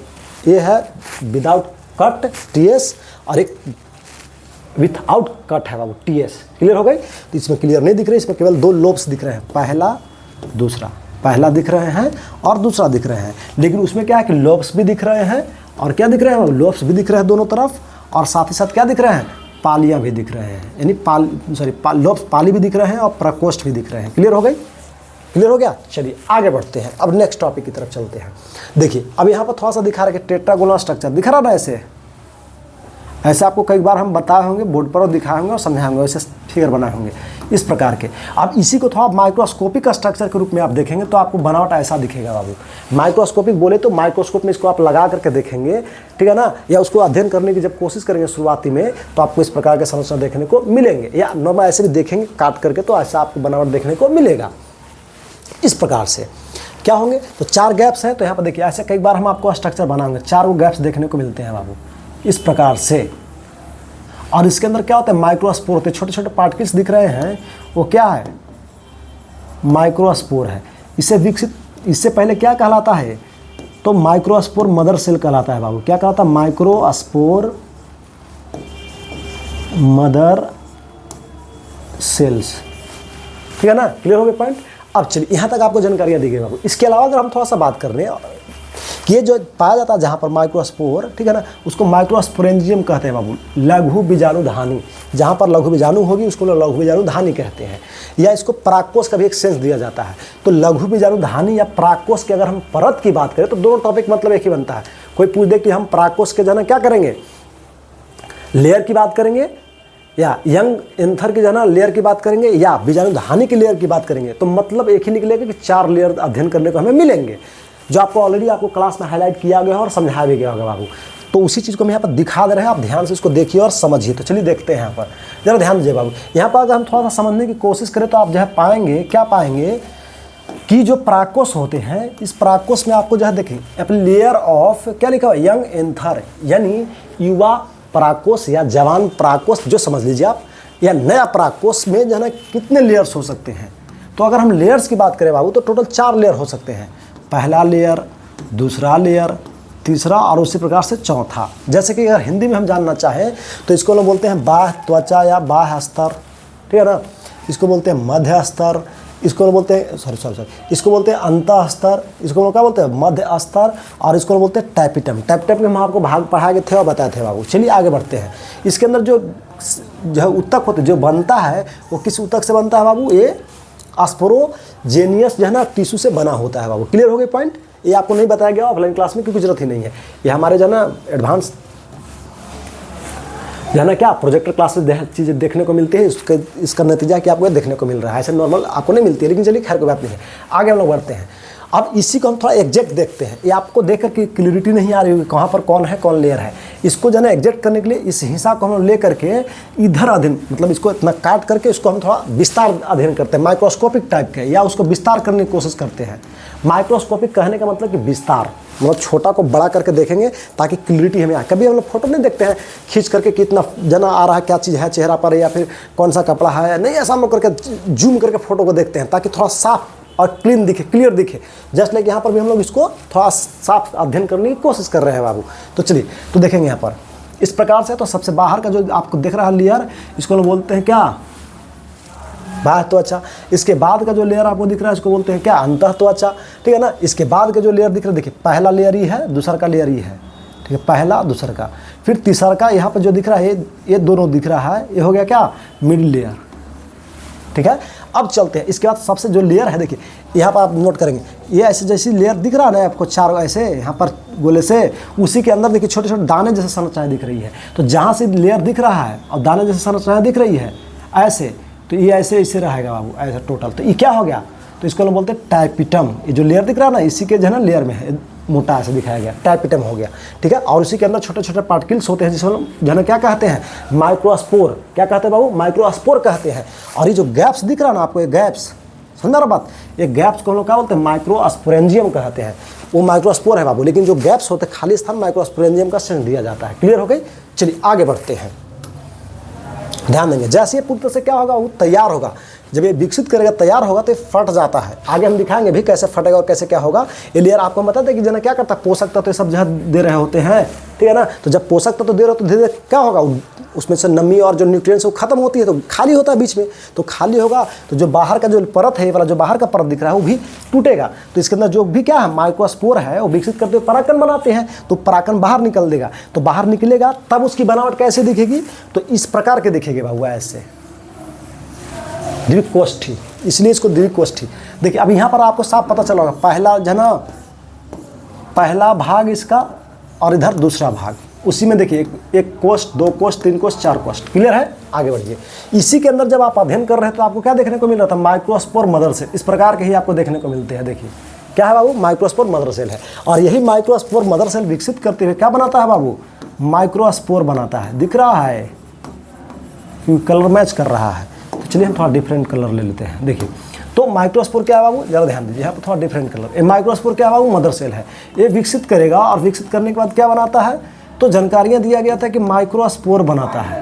क्या बनाता है बाबू? माइक्रोस्पोर। लघु बीजाणु का निर्माण करता है। ये क्या है? लघु बीजाणु मातृकोश का। लघु बीजाणु मातृकोश का विकसित करते हुए क्या बनाएगा बाबू? लघु बीजाणु का निर्माण करेगा। और लघु बीजाणु विकसित करते हुए क्या बनाता है बाबू? पॉलिन ग्रेन बनाता है। क्या बनाता है बाबू? पॉलिन ग्रेन्स बनाता है, या पॉलिन ग्रेन। सिंगल की हम बात करें तो पॉलिन ग्रेन की चर्चा करेंगे। अब चलते हैं, यहाँ पर कुछ कंडीशंस है बाबू। क्या है? हम देखेंगे कि इससे जब ये बनेगा तो क्या कहलाएगा। अब जरा ध्यान दीजिए कि जब क्या होगा, इससे ये बनेगा तो क्या कहलाएगा, और इससे जब ये बनेगा तो क्या कहलाएगा। हम पिछले क्लास में आपको समझाए हैं। इससे ही जब बनता है तो इसको हम लोग बोलते हैं माइक्रो, ध्यान देंगे बाबू, क्या बोलते हैं? माइक्रो स्पोरोजेनेसिस, लघु बीजाणु जनन। अब क्या होता है बाबू? जैसे ही जनन लघु बीजाणु से क्या बनता है? पॉलिन ग्रेन बनता है। तो इसको कहा जाता है क्या? Micro gametogenesis. गैमिटोजेनेसिस, लघु युग्मक जनन। उसको बोलते हैं बाबू लघु बीजाणु जनन। क्लियर? इसी को हम थोड़ा सा फिगर ग्रुप में देखेंगे। तो ये तो हम लोग जो ना केवल एज ए इंट्रोडक्शन ग्रुप में, लैंग्वेज ग्रुप में अध्ययन किए। इसको हम थोड़ा सा फिगर ग्रुप में भी, स्ट्रक्चर ग्रुप में देखेंगे, स्मार्ट क्लास ग्रुप में देखेंगे, सुपर स्मार्ट क्लास ग्रुप में देखेंगे। तो चलिए हम लोग देखते हैं। तो हमारा उद्देश्य है बाबू कि आपको पूरा स्मार्ट नहीं, सुपर स्मार्ट जो है ना चीज़ों को पेश करें, ताकि आप कम टाइम में जो है ना आपका सभी इंद्रियां काम करें और बेहतर सीखें। जब हम कब सीखते हैं बेहतर? जब हमारी सभी इंद्रियां, आँख, कान जो है ना, सब जो है ना, और दिमाग, तीनों एक जो है ना एक समन्वय के साथ, एक कॉम्बिनेशन के साथ जब वर्क करती है ना, तो चीज़ों को हम ज़्यादा समझते हैं बाबू। और हम प्रयास कर रहे हैं स्मार्ट बोर्ड के माध्यम से आपको वही चीज़ पेश करने की। तो मज़ा आएगा आपको जो है ना स्मार्ट बोर्ड में पढ़ने पर। आइए और पढ़िए, क्लास करिए एकदम बिल्कुल, ऑफलाइन हो चाहे ऑनलाइन, मज़ा आएगा आपको। DK स्मार्ट में जरूर आइए और पधारिए। और जो है ना ज़्यादा जानकारी के लिए मोबाइल नंबर पर फ़ोन कर लीजिए, ठीक है? इस नंबर पर अधिक जानकारियों के लिए इस पर फ़ोन करिए और आइए, विजिट करिए, चाहे वो नागाविया क्लासरूम हो या कॉलेज मोड़ हो, सिन्हा कॉलेज। एक बार जरूर फ़ोन कीजिए बाबू। चलिए आगे बढ़ते हैं अधिक जानकारी के लिए। और जब बढ़िया लगे तो शेयर कीजिए, लोगों के बीच में चर्चा करिए, बताइए बाबू, ताकि बच्चे अच्छे चीज़ों को सीख सके और अपने दैनिक जीवन को बेहतर बना सके। तो चलिए इसी बात पर हम लोग जो ना अध्ययन बात को ध्यान में रखते हुए आगे हम लोग चीज़ों को फिगर ग्रुप में अध्ययन करते हैं बाबू, और देखते हैं। चलिए देखिए यहाँ पर हम बात करते हैं कि क्या है बाबू? माइक्रोस्पोर मदर सेल है। तो ये तो ऐसा दिख रहा है, साथ में आपको क्लियर नहीं पता चल रहा है कहाँ पर क्या है। सब देखिए ढेर सारा ऐसा कुछ आपको दिख रहा है, तो आइडिया नहीं लग रहा है। तो इसी को हम थोड़ा सा और क्लियरिटी आपको देने के लिए हम क्या किया, अगला स्लाइड में आपको देखिए कितना microspore mother cell special single में रख दिए हैं, ठीक है ना। इसको हिंदी में बोलते हैं लघु बीजाणु मातृ कोशिका। क्लियर? अब जरा ध्यान से देखिए बाबू, तो जब लघु बीजाणु मातृ कोशिका है, अब चलिए, तो ये दिख रहा है कि कैसे ऐसे बनावट आपको देखने को मिल रहे हैं इसके। अब चलते हैं, तो जब ऐसे बनावट आपको इसके देखने को मिल रहे हैं, तो इसी को हम लोग थोड़ा कंटिन्यू करते हैं कि आखिर ये माइक्रोस्पोर मदर सेल विकसित करते हुए किस विभाजन के माध्यम से विकसित करते हुए या विभाजन करते हुए क्या बनाता है बाबू? माइक्रोस्पोर बनाता है। इसकी चर्चा हम करते हैं। यानी यहाँ पर हम देखने वाले हैं कि जो माइक्रोस्पोर मदर सेल है, गुरु बीजाणु जो मातृ कोश का है, वो किस प्रकार से क्या करता है बाबू? माइक्रोस्पोर बनाता है, यानी लघु बीजाणु बनाता है। इसकी चर्चा हम करते हैं। तो देखिए इसके अंदर जाना क्या होंगे? मियोसिस फर्स्ट होंगे। आपको सेल डिवीजन हम पढ़ाए थे, क्या आप पढ़ाए थे 11th क्लास में?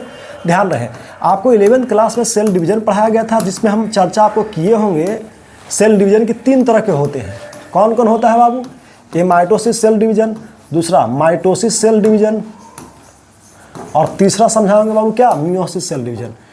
किस प्रकार के कोशिकाओं में होती है, ये भी चर्चा किया गया है बाबू। क्या किया गया?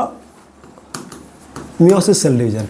ये हम बताए होंगे कि जना क्या होती है, तो खास करके जनन कोशिकाओं में होती है, ये रिप्रोडक्टिव सेलों में होती है, और ये क्या होता है बाबू? सोमैटिक सेलों में होती है। पूरी जानकारी आपको दी गई थी। तो इसी के हम लोग इसी के बारे में अध्ययन करेंगे आपको पता है कि इसमें जो है इसके स्टेप होते हैं, 2-3 स्टेप होते हैं, ठीक है। तो देखिए यहाँ पर दिखाया गया है। तो इसमें जैसे मियोसिस फर्स्ट होगा तो देखिए यहाँ एक जो है चीज़ें दिख रही है बाबू, केंद्रक, ठीक है ना।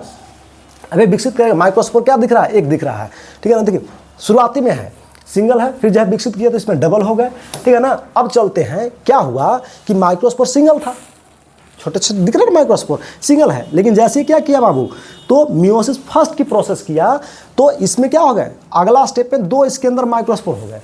फिर जने क्या किया, मियोसिस सेकेंड की जब प्रक्रिया अपनाया तो इसके अंत में क्या हो गए, 4 माइक्रोस्पोर बन गए। क्या बन गए बाबू, 4 माइक्रोस्पोर बन गए। तो यहाँ पर दिखा रहा है कि टोटल आपको दिख रहा है क्या, माइक्रोस्पोर है। और एक कैसा माइक्रोस्पोर है, टेट्राड है। कैसे है बाबू, टेट्राड है, मतलब 4 संरचनाओं के फॉर्म में है।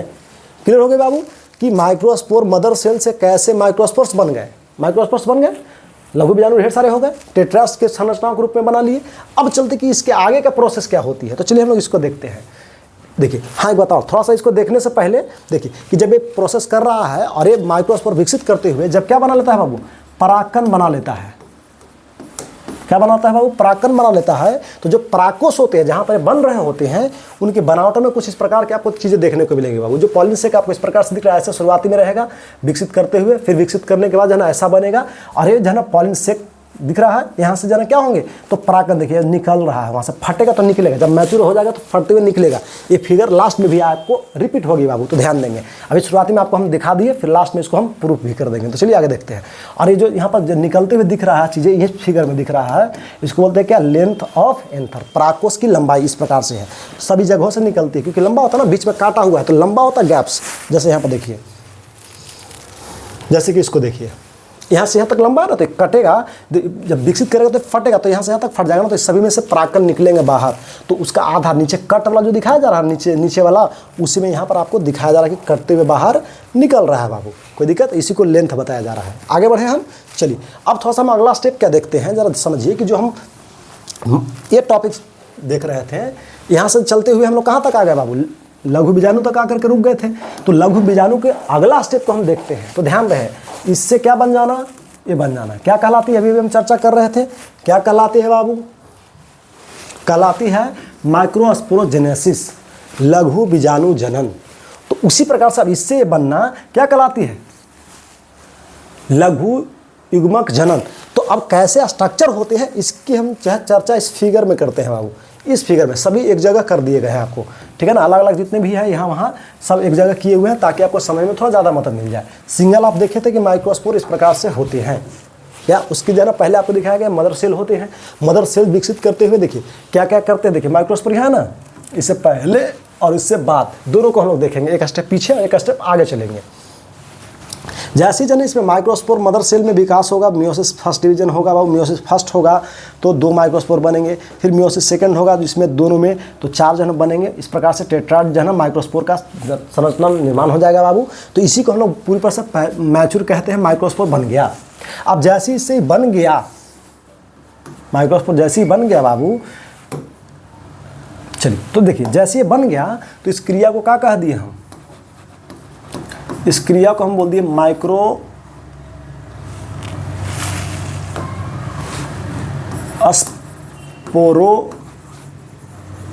स्पोरोजेनेसिस।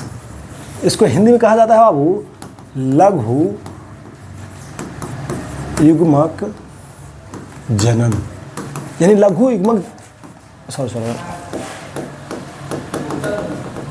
लघु बीजाणु जनन बाबू, लघु बीजाणु जनन कहते हैं। क्या कहते हैं बाबू, लघु बीजाणु जनन कहते हैं। क्लियर होगा पॉइंट, आगे चलते हैं। फिर जैसे क्या हुआ कि इसमें टेट्राइड जो है संरचना माइक्रोस्पोर के बने थे, तो फिर विकसित करते हुए ये क्या हुआ, सेपरेट माइक्रोस्पोर बन गया बाबू। सेपरेट, अलग अलग तो ढेर सारा था, लेकिन जब सेपरेट बना तो सेपरेट विकसित करते हुए अंततः क्या किया, एक पॉलिन ग्रेन का निर्माण कर लिया बाबू।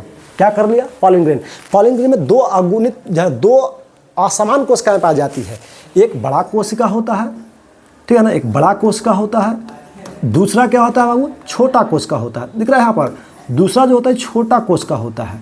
जो बड़ा कोशिका होता है इसको लोग बोलते हैं सोमैटिक सेल, और जो बड़ा होता है उसको बोलते हैं बाबू का सोमैटिक सेल, और जो छोटा होता है उसको बोलते हैं रिप्रोडक्टिव या जनरेटिव सेल। रिप्रोडक्टिव या जनरेटिव सेल, रिप्रोडक्टिव या क्या बोलते हैं बाबू, जनरेटिव सेल कहते हैं। थोड़ा पीछे से लिख देते हैं क्योंकि कट रहा है। क्या कहते हैं बाबू, इसको हम लोग रिप्रोडक्टिव या जनरेटिव सेल के नाम से हम लोग जानते हैं। क्लियर हो गया पॉइंट, ये जानकारी आपको दी गई। यहाँ पर भी आपको लिखा हुआ दिख रहा होगा, क्या लिखा हुआ है कि डेवलपमेंट ऑफ माइक्रोस्पोर जरा इनटू ए पॉलिन ग्रेन, यानी क्या हो जाए, जरा जैसे विकसित कर जाए बाबू, क्या माइक्रोस्पोर से क्या विकसित कर जाए, पॉलिन ग्रेन विकसित कर जाए, तो इस क्रिया को हम लोग क्या कहते हैं, तो इस क्रिया को देखिए यहाँ से जैसे विकसित कर जाएगा बाबू, तो इस क्रिया को क्या कहेंगे हम, तो इस क्रिया को हम लोग बोलते हैं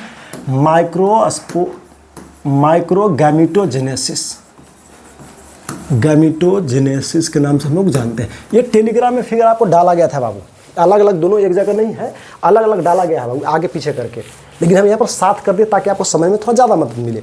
ठीक है, इसको हम बोलते हैं क्या, लघु युग्मक जनन। क्लियर हो गया। अब यहाँ पर थोड़ा सा ये हो गया फिगर के रूप में बाबू, लैंग्वेज ग्रुप में देख लीजिए, यहाँ पर हम थोड़ा सा लिख देते हैं, क्या लिख देते हैं, देखिए क्या हुआ, लैंग्वेज यहाँ पर लैंग्वेज ही लिख देते हैं, माइक्रो स्पोर मदर सेल्स या सेल।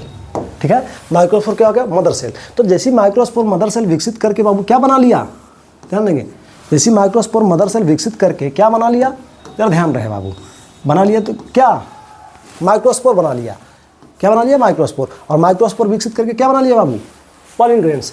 तो इसी क्रिया को हम लोग दो नाम से जानते हैं, इससे यानी इससे ये बना, किससे, इससे ये बना, तो इसको क्या कह दिए, ये कह दिए। क्लियर हो गया पहला। और इससे क्या हुआ बाबू, यहाँ पर है, सॉरी आगे, हाँ, इससे जैसे ही बन गया तो इसको हम लोग क्या कह दिए, पहला, पहला यानी क्या, इस नाम से। ठीक है, लघु बीजाणु जनन कह दिए बाबू। उसी प्रकार से इससे क्या बन गया, ई बन गया, तो इसको हम लोग क्या कह दिए, दूसरा स्टेप, यानी ये वाला दूसरा हो गया, कोई दिक्कत। यानी यहाँ पर आपको बताया गया दो कंडीशन, यहाँ से वहाँ तक कितने जन प्रोसेस हो रहा है, क्रिया हो रही है, दो क्रिया हो रही है। पहला क्रिया यह है लघु बीजाणु जनन, और दूसरा जन प्रोसेस यानी क्रिया हो रही है बाबू, क्या हो रही है, लघु युग्मक जनन।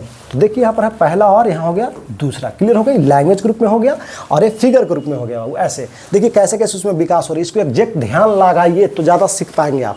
और इससे जुड़ा हुआ क्वेश्चन पूछा गया था बड़ा छोटा कोशिका को पिछले साल, ठीक है ना, कि जो है पॉलिन सेक में, जो है पॉलिन ग्रेन में कौन से कोशिकाएं होती है और किस प्रकार से प्रोसेस करता है, सोमैटिक्स और जेनेटिक सेल को लेकर के क्वेश्चन पूछा गया था। आप देखेंगे क्वेश्चन बैंक को तो पाएंगे इस प्रकार से। चलिए आगे हम लोग देखते हैं।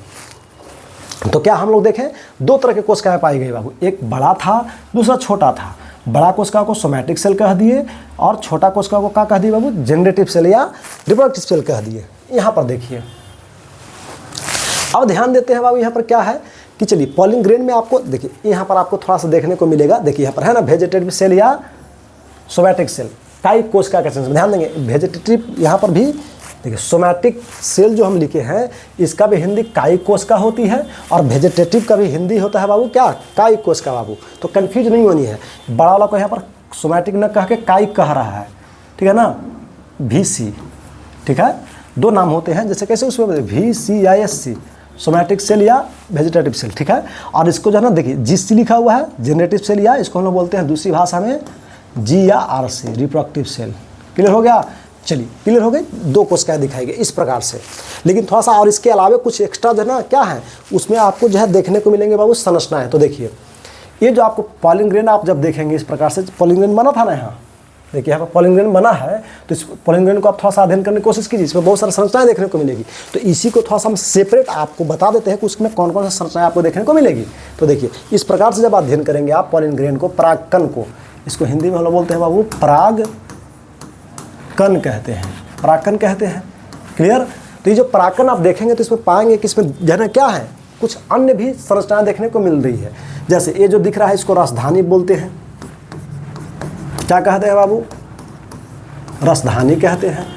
ये जो दिख रहा है क्या है, इनरेगुलर शेप्ड न्यूक्लियस, ये चेंज होता रहेगा, बदलता रहता है। इनरेगुलर मतलब कहने का कि जो है रेगुलर नहीं कि ये फिक्स ऐसा ही होगा, ये बदलता रहता है। और ये जो सेल, बड़ा सेल यहाँ देखिए, इसके ऊपर का जो सेल दिख रहा है, यहाँ से ऊपर जो सेल दिख रहा है जितना भी, इसको लोग क्या बोलते हैं बाबू, कायिक कोशिका। और ये जो नीचे दिख रहा है इसको बोलते हैं जनरेटिव सेल या रिप्रोडक्टिव सेल। जैसे कि यहाँ पर देखिए करा साइटोप्लाज्म ऑफ वेजिटेटिव सेल, जो कायिक कोशिका है उसका इस साइटोप्लाज्म है, ये सब जितना दिख रहा है गैप साइटोप्लाज्म, जो ग्रीन वाला दिख रहा है नीचे, यहाँ से लेकर के यहाँ तक जो ग्रीन दिख रहा है, ठीक है ना, सब क्या है बाबू, कायिक कोशिका का क्या है, कोशिका द्रव है, ठीक है। चलिए, और ये क्या हो गया, जेनेटिव सेल है, इसका काई कोशिका है। जेनेटिव सेल में केंद्रक होते हैं इस प्रकार से, और ये विकसित करके 2 गो 3 गो ऐसे जो है ना उसके अंदर न्यूक्लियस या सेल का निर्माण करता है। तो चलिए हम लोग आगे देख लेते हैं। तो पॉलिन ग्रेन में क्या क्या संरचनाएं देखने को मिलती है, दिख गया। और एक्स्ट्रा संरचना क्या दिखती है, क्लियर हो गई। आगे चलते हैं। जैसे अब जना क्या होगा तो 2, इसीलिए इसको क्या कहा गया, जो पॉलिन ग्रेन होते हैं आमतौर पर देखिए तो कितने कोशिकाएं हैं, 2 कोशिकाएं हैं। बात समझ आ रही है, कौन कौन कोशिकाएं है बाबू, तो एक है वेजिटेटिव कोशिका, पहला वेजिटेटिव कोशिका, और दूसरा क्या है, जेनेटिव कोशिका। यानी 2 कोशिका है, पहला और निचला क्या, दूसरा कोशिका, 2 कोशिका है। ऊपर पहला कोशिका और नीचे दूसरा कोशिका, यहाँ पर लिखा हुआ दूसरा कोशिका हो गया। तो जब दूसरा कोशिका हो गया तो इसीलिए इसको कहा गया, इस परागकण को क्या, 2 सेल स्टेज पॉलिन ग्रेन, यानी 2 जो है ना कोशिकाओं वाली, 2 वैसा परागकण जिसमें 2 कोशिकाओं का अवस्था हो। कितने कोशिकाओं का अवस्था हो, 2 कोशिकाओं का, इसलिए इसको 2 सेल स्टेज पॉलिन ग्रेन कहा गया, ठीक है। उसी प्रकार से देखिए यहाँ पर भी 2 सेल का दिखाया जा रहा है। फिर वही में जब क्या होगा, इसमें माइटोसिस सेल डिवीजन होंगे, तो माइटोसिस सेल डिवीजन हमेशा कहाँ होते हैं बाबू, काई कोशिकाओं में। तो उस प्रकार से विकसित करते हुए क्या कर लेगा, ठीक है ना, क्या करेगा, तो जाना 3 स्टेज कोशिकाओं का निर्माण कर लेगा। क्या होगा, 3 स्टेज कोशिकाओं का निर्माण कर लेगा। तो यहाँ पर देखेंगे 3 कोशिकाएं दिख रही है, इसमें 2 मेल गैमेट्स दिख रहे हैं और एक वेजिटेटिव न्यूक्लियस दिख रहा है। तो 3 कोशिकाएं इसके अंदर हो गई। तो 3 कोशिकाओं वाली जो है ना पॉलिन ग्रेन हो गया और एक 2 कोशिकाओं वाले पॉलिन ग्रेन हो गया। इसलिए 2 पॉलिन ग्रेन वाली जो है ना पॉलिन ग्रेन को, 2 कोशिकाओं वाली पॉलिन ग्रेन को एक इंग्लिश नेम में हम लोग देते हैं, इसका नाम है 2 cell stage pollen grains of pollen grains. और 3 कोशिकाओं वाले पॉलिन ग्रेन्स को हम लोग क्या कहते हैं, 3 स्टेज पॉलिन ग्रेन्स। ऐसे और भी जन होंगे तो उसमें भी आप नाम जोड़ते जाएंगे, 4 3 2 3 4 ऐसे बढ़ते जाएंगे। लेकिन चलिए हम लोग देखते हैं कि ये कहाँ और ये कहाँ देखने को हमें मिलते हैं। कुछ कुछ देख लेते हैं जो इसमें इंक्लूड किया हुआ रहेगा। तो थोड़ा सा हम लोग देख लेते हैं कि कहाँ कहाँ देखने को हमें मिलते हैं 2 स्टेज और 3 स्टेज वाले पॉलिन ग्रेन्स, ठीक है। देखिए थोड़ा सा यहाँ पर देखिए जो पॉलिन ग्रेन्स होते हैं, तो देखिए 2 स्टेज वाले पॉलिन ग्रेन्स आपको दिख रहे हैं, क्या है, हिबिस्कस में इस प्रकार से देखने को मिलेंगे। जो उड़हल होती है ना, गुड़हल उसमें देखने को मिलेंगे। और जवार में आपको 3 स्टेज वाले जो है ना पॉलिन ग्रेन्स देखने को मिलते हैं बाबू। उसका एग्जाम, पॉलिन ग्रेन्स 2 स्टेज वाले कहाँ होंगे और 3 स्टेज वाले, 3 सेल स्टेज वाले कहाँ देखने को मिलेंगे। 2 सेल स्टेज वाले कहाँ देखने को मिलेंगे, तो इसमें, और 3 स्टेज वाले कहाँ देखने को मिलेंगे, तो जवार में। अब देखिए यही हम बताते हैं कि जब परिपक्व हो जाएगा परागकोश, जब परागकण बनना शुरू होगा, तो देखिए परागकण निकल रहा है, पॉलिन ग्रेन इस प्रकार से हो जाते हैं बाबू। पॉलिन एक ग्रेन्स है। क्लियर हो गया पॉइंट। तो ये जानकारियाँ आपको दी गई। क्लियर, आगे बढ़ते हैं। चलिए, तो बनने से पहले थोड़ा सा हम लोग देखते हैं कि कैसा होगा। तो ये क्लियर हो गए पॉइंट।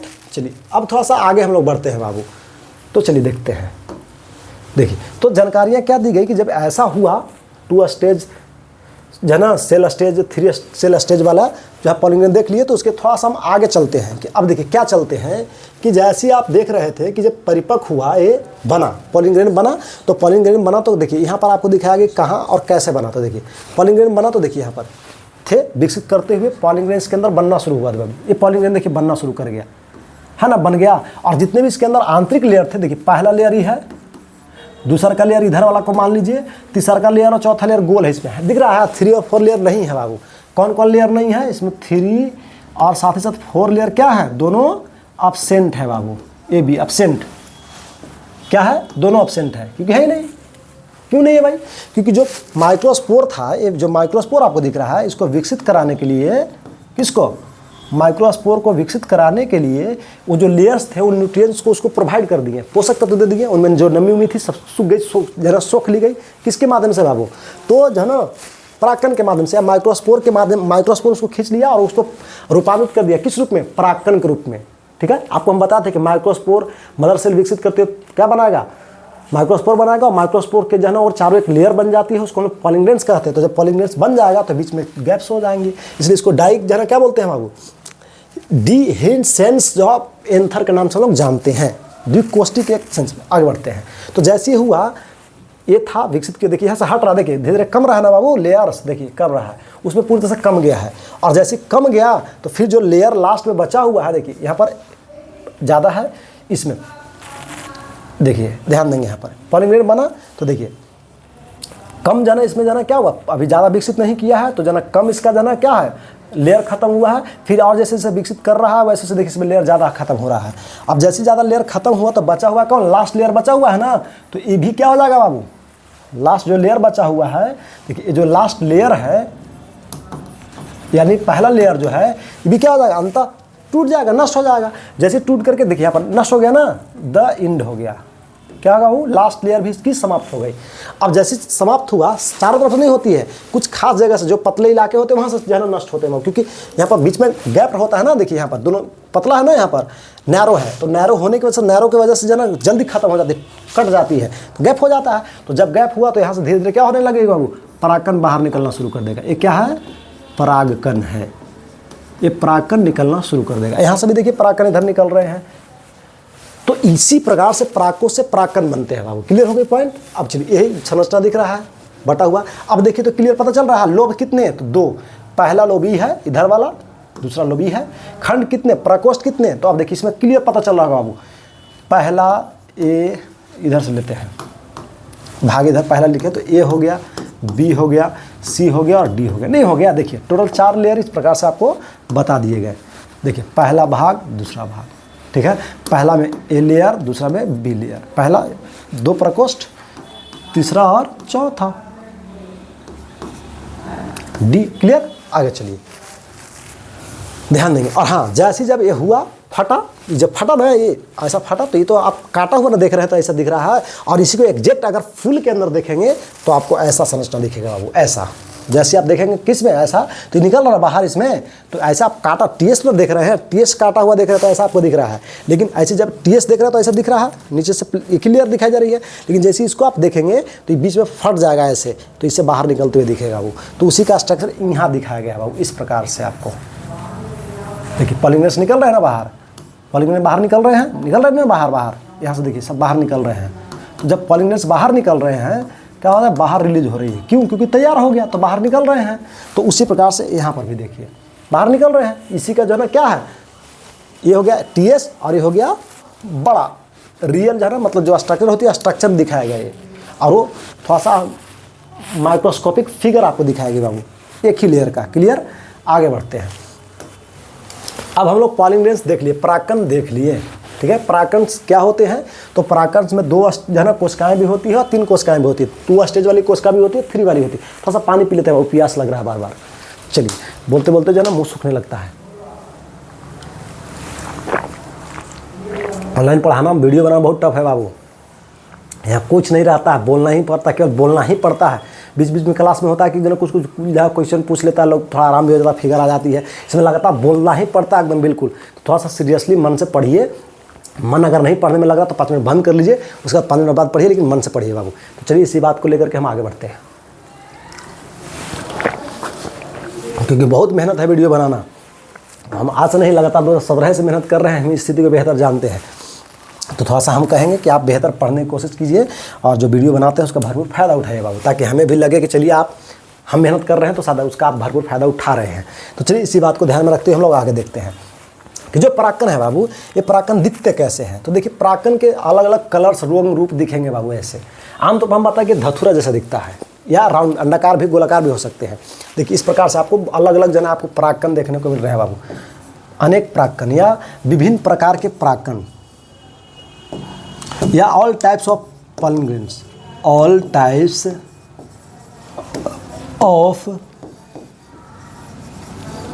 पॉलिन ग्रेन्स, विभिन्न प्रकार के परागकण आपको जो है अलग अलग प्रकार के देखने को यहाँ पर मिल रहे हैं बाबू। उसी परागकण में से हमें खास परागकण को लेकर के अध्ययन करते हैं, उसके क्या स्ट्रक्चरों का अध्ययन करते हैं। तो आप देखते हैं कि उसका स्ट्रक्चर ऐसा होता है बाबू। कैसा होता है, ऐसा हम फिगर आपको बनाए हैं। तो फिगर आपको जब बनाया गया है तो ऐसा साइड वाला दिखाया गया है, ऐसा ऐसे ऐसे फिगर आपको दिखाई गया बाबू, इतना ऐसे। ये 3D पिक्चर है ना, ये पिक्चर 3D है बाबू। कैसा है, ठीक है ना। एक पिक्चर 3D होने की वजह से आपको इस प्रकार के देखने को मिल रहा है। लेकिन यही 2D रहता तो जो आपको स्ट्रक्चर बनाया गया है कहाँ, फिगर में, वो ऐसा दिखता, ठीक है। तो इसलिए ऐसा दिख रहा है बाबू। और इसमें हम आपको ऐसे बना करके स्ट्रक्चर दिखाए होंगे, याद आ रहा है कुछ। इस प्रकार से चीज़ें आपको दिखाई गई होगी बाबू, ठीक है ना। तो ये हो गया क्या, बाचल एक साइन है ना, बाचल हो गया बाबू। क्या हो गया, एक साइन हो गया। क्या हो गया बाबू, एक साइन हो गया। और ई क्या हो गया बाबू, बीच वाला हो गया इंटाइन हो गया। आगे भी हम दिखाएंगे इसमें। तो इस प्रकार के आप रिलेट कीजिए चीज़ों को जो दिमाग से, इसलिए हम आपको भी ऐसा दिखाया है 3D और बना भी दे रहे हैं।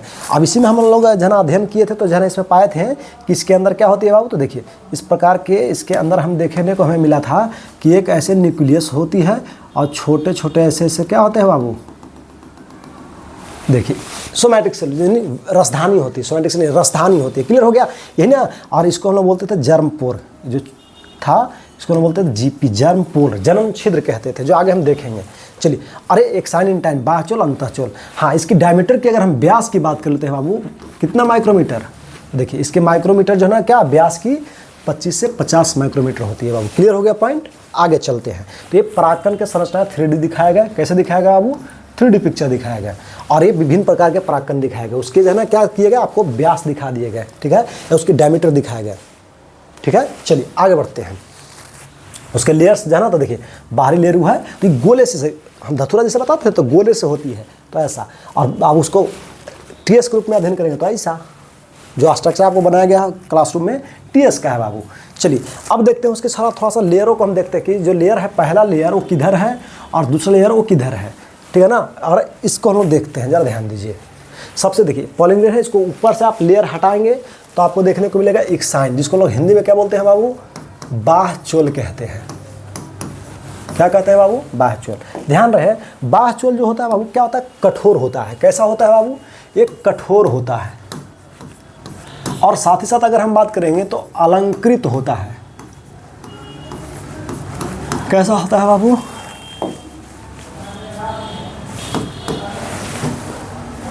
कैसा होता है, तो कठोर होने के साथ साथ अलंकृत रहता है। बार बार हम बिंदु दे रहे हैं। कैसा होता है बाबू, अलंकृत। अलंकृत का है तो मैनेज्ड, सजा धजा, सजा हुआ, मैनेज किया हुआ रहता है। यानी कठोर हार्ड होने के साथ साथ ये थोड़ा सा बैलेंस में रहता है, सजा हुआ रहेगा। देखिए कितना अच्छा लग रहा है, चारों तरफ से आकर्षक देखने को लग रहा है, तो वही सजा हुआ रहता है, मैनेज रहता है।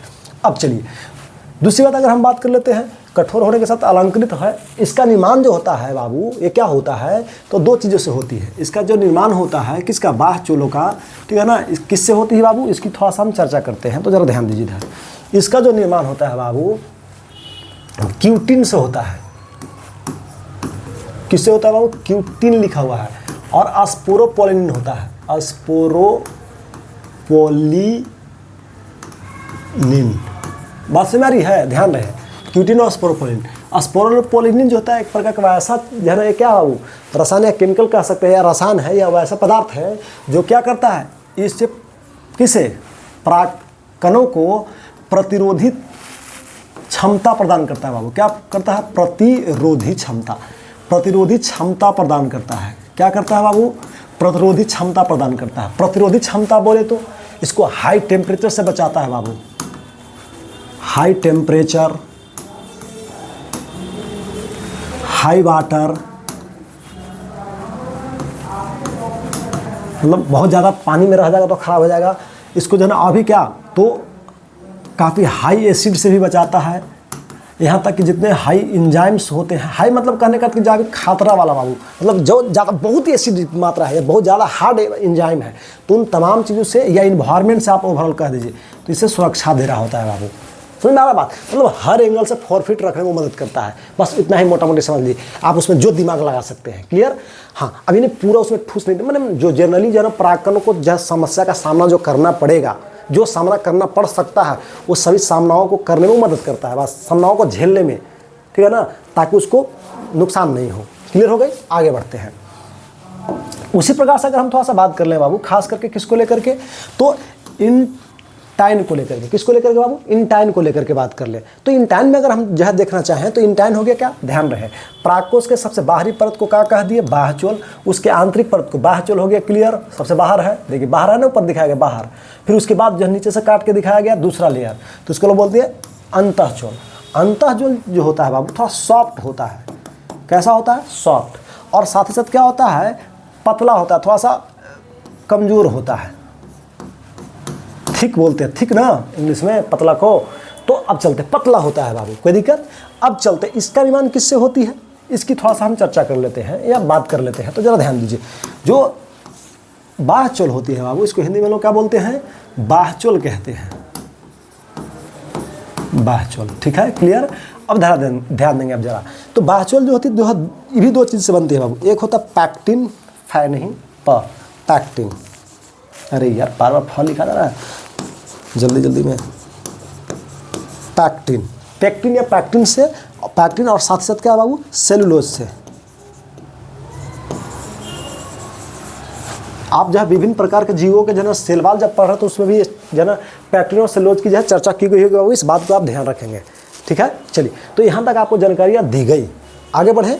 चलिए, ध्यान रहे बाबू, जो परागकण होते हैं इसकी अपनी खास जीवन क्षमता होती है बाबू। ये जो परागकण आप देख पा रहे हैं या पढ़ पा रहे हैं, इस परागकण की भी अपनी क्या होती है, लाइफ स्पेन होता है। लाइफ स्पेन तो आप पढ़े ही हैं शुरुआती जो है ना चैप्टर में। लाइफ स्पेन क्या होता है, इसकी जीवन क्षमता बाबू, ठीक है ना, जीवित रहने के या इसको जो है ना मतलब सुरक्षित रहने की क्षमता। तो इसकी जो सुरक्षित रहने की क्षमता होती है बाबू, ये अलग अलग होता है हर पौधों में। इसकी जो है ना क्या वैलिडिटी, जीवन क्षमता यहाँ पर न कह करके इसको लाइफ स्पेन न कह करके यहाँ पर वैलिडिटी कह सकते हैं हम। चलो दवाई के देखते हैं वैलिडिटी होती है, एक्सपायरी डेट, तो उसी पर इसकी एक्सपायरी डेट होती है, ठीक है ना, वैलिडिटी होती है। तो हम लोग देखते हैं कि वैलिडिटी यानी जीवन क्षमता क्या होती है, इसकी बात कर लेते हैं। तो देखिए, इसकी जैसे रिलीज हुआ, जिस दिन जो है ना बना, उसके लगभग देखिए क्या, गेहूँ का और धान का जिस दिन जो है रिलीज हुआ, जिस दिन से परागकों से मैच्योर होकर बाहर निकला, जैसे निकल रहा था ना बाहर, जब सब लेयर से जो है ना पोषक तत्व लेकर के फट रहा था तो निकल रहा था, तो जिस दिन से निकला, जिस दिन से क्या हुआ बाबू, निकला बाहर, कहाँ, वातावरण इन्वायरमेंट में, उसके जो है ना लगभग 30 दिन तक इसकी क्या होती है बाबू, वैलिडिटी होती है, वाइएबिलिटी, ठीक है ना, इसको हम लोग वैलिडिटी समझते हैं मोटा मोटी, तो वैलिडिटी होती है। उसी प्रकार से जो है ना देखिए यहाँ पर क्या लिखा है बाबू, जो है ना रोजासेसी, ठीक है ना, इसके वैलिडिटी और क्या है बाबू, सेलेनियोसिस जो है ना, पॉलिन ग्रेन के जो वैलिडिटी, उच्चारण आप देख लेंगे सही से, हम जल्दीबाजी में उच्चारण फ्रेश नहीं कर पा रहे हैं, ठीक है। तो इसकी जो है मंथों में होती है, एक मंथ में लगभग 1 महीने तक या उससे कुछ ज़्यादा आसपास जो है ना इसकी वैलिडिटी होती है बाबू। और इसके अलावा बहुत सारे परागकण होते हैं जो हम आपको लैंग्वेज में ऑफलाइन में जल्दी जल्दी लिखाएंगे, मेन टॉपिक हम कैप्चर कर रहे हैं, इसलिए उसमें और अलग अलग जो है ना परागकणों के हम जो है ना वैलिडिटी, जीवन क्षमता उसकी बताएंगे, या जो है ना उसकी जनरेटिव क्षमता बताएंगे आपको, या सुरक्षित रहने की क्षमता कितने हो सकते हैं, अलग अलग बहुत सारे नाम बताएंगे बाबू। लेकिन यहाँ पर फिलहाल हम इतना बता दे रहे हैं, ठीक है। आगे बढ़ते हैं। किसी के क्या होगा, मिनटों में रहेंगे, तो किसी के महीनों में होते हैं, किसी के सालों में भी होते हैं। बहुत कुछ वैसे हैं जो काफ़ी लंबे साल तक भी सुरक्षित रह जाते हैं, पॉलिन ग्रेन्स। उसकी बात हम लोग ऑफलाइन क्लास में कर लेंगे, ठीक है, या कभी मौका मिलेगा तो इसमें भी कर लेंगे हम लोग बाद में। चलिए आगे बढ़ते हैं। अब इतना ही नहीं, जो परागकण होते हैं बाबू, ये परागकण के तो जीवन क्षमता अपना है ही, जीवन क्षमता तो अपना है ही, साथ ही साथ क्या है, तो ये हमारे लिए यूजफुल भी होते हैं। क्या होते हैं बाबू, यूजफुल भी होते हैं। और इतना ही नहीं, बल्कि यूजफुल होने के साथ साथ हार्मफुल भी होते हैं, दोनों होते हैं। क्या होते हैं बाबू, यूजफुल और हार्मफुल दोनों होते हैं।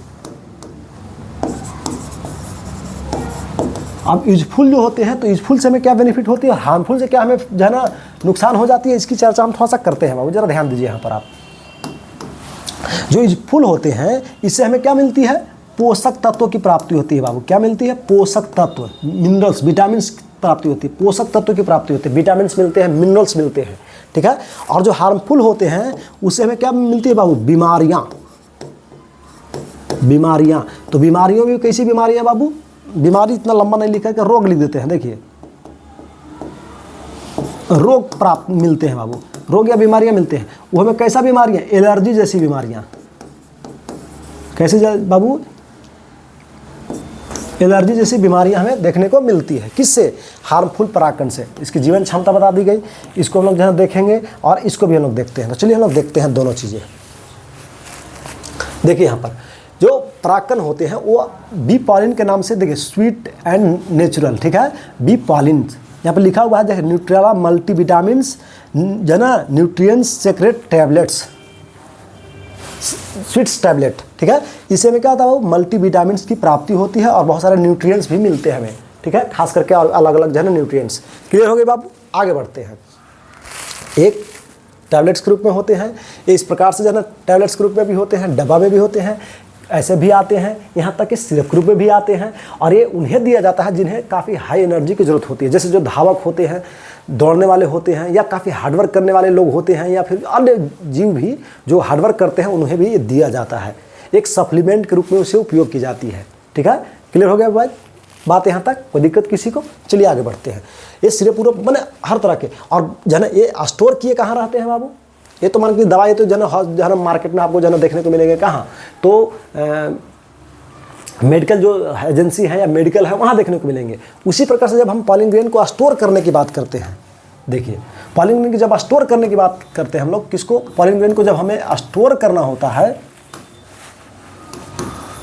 स्टोर करना होता है बाबू, तो हम पॉलिन ग्रेन को स्टोर करने के लिए क्या उपयोग करते हैं? पॉलिन बैंक उपयोग करते हैं। जिस प्रकार से आप क्या ब्लड को स्टोर करने के लिए, ठीक है ना, क्या करते हैं? ब्लड बैंक जाते हैं बाबू।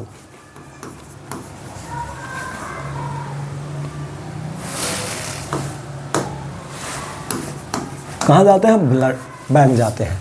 उसी प्रकार से पॉलिन को स्टोर करने के लिए क्या, पॉलिन ग्रेन्स को हम उसको कहाँ स्टोर करते हैं बाबू? पॉलिन बैंक पे स्टोर करते हैं। जैसे एक एग्जांपल और हम दे देते हैं, जैसे पैसा को, मनी जो होता है ना, मनी को आप कहाँ जाना स्टोर करते हैं? बैंक में। यहीं से बैंक आया है, बैंक सब इधर से निकला है कि पैसा को, यानी मनी को, पैसा को, रुपए को तो कहाँ? बैंक में। तो उसी प्रकार से ब्लड को तो ब्लड बैंक में। बैंक मतलब सुरक्षित जगह है। बैंक का मतलब सुरक्षित जगह, उसको जिस रूप से सुरक्षित करने की जरूरत है उस रूप से उसको सुरक्षित किया जाता है, तो उसी को हम बैंक कह सकते हैं। मतलब एक सेंस में, अभी नहीं कुछ कह देना है बैंक, मतलब एक सेंस में जो हम बता रहे हैं समझने के लिए, इसको याद करने के लिए कि जो है मनी को बैंक में सुरक्षित रखा जाता है, तो उसी प्रकार से ब्लड को ब्लड बैंक में रखा जाता है, और उसी प्रकार से बाबू पॉलिन ग्रेन को पॉलिन जो है ना बैंक में स्टोर किया जाता है। हाँ ध्यान रखें, कैसे यहाँ पर जाना है सेक्रेटरी होती है, तो उसी प्रकार से इसके जो है टेम्परेचर मैनेज किए रहते हैं बाबू। जस्ट लाइक इसके भी टेम्परेचर मैनेज किए रहते हैं। इसकी टेम्परेचर जो होती है बाबू कितनी होती है? -196 डिग्री जो है ना सेल्सियस होती है। और ये कैसे होता है बाबू? लिक्विड नाइट्रोजन में होता है। कैसे होता है बाबू? लिक्विड नाइट्रोजन में स्टोर किया रहता है। ये बात समझ में आ रही है? किसमें? लिक्विड नाइट्रोजन में स्टोर किया रहता है बाबू। क्लियर हो गई? अब चलते हैं, यहाँ पर ज़रा ध्यान दीजिए। तो यूजफुल तो हम लोग देख लिए, इसके जो ना ध्यान देंगे जो क्या थे जीवन काल यूजफुल क्या काम आ रहा है, तो बताया गया कि इससे मल्टीविटामिन और मिनरल्स की प्राप्ति होती है। हार्मफुल की अगर हम बात करें तो रोग, कैसे? तो एलर्जी, इसको हम लोग देख लेते हैं। और कहाँ स्टोरेज की जाती है, चौथा इससे जुड़ा हुआ पॉइंट था क्या बाबू? स्टोरेज, या स्टोर कहाँ हम लोग इसको करते हैं, तो स्टोर हम लोग कहाँ करते हैं बाबू? तो ध्यान रहे, स्टोर करने के लिए हम लोग इसको पॉलिन बैंक का उपयोग करते हैं। पॉलिन बैंक का उपयोग करते हैं। क्लियर हो गया? स्टोर के लिए किसको? पॉलिन ग्रेन को। आगे जरा ध्यान देंगे, यहाँ पर हम थोड़ा सा चर्चा और करते हैं। देखिए अब जो बीमारियां वाली बात है इसको हम लोग देखते हैं। चलिए, तो बीमारियां जो थी बाबू इससे क्या होती है?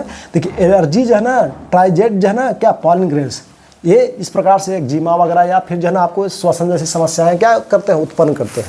और थोड़ा सा देखते हैं आगे, जैसे कैरोट ग्रास, गाजर घास जो होती है बाबू, ये क्या कर रही होती है? तो देखिए इस प्रकार की बीमारियां, एक्जिमा, इस प्रकार के जो है क्या समस्या, डर्मेटिटिस जो है ना, इस प्रकार की जो है समस्या उत्पन्न करती है। ऐसे और भी बहुत सारे जो है क्या होती है? एलर्जी जो है ना कॉज्ड, यानी एलर्जी उत्पन्न करने वाले जो है प्राक्टन्स होते हैं बाबू। लेकिन हम एक आध एग्जाम्पल आपको देके समझा दे रहे हैं कि ऐसे और भी होते हैं।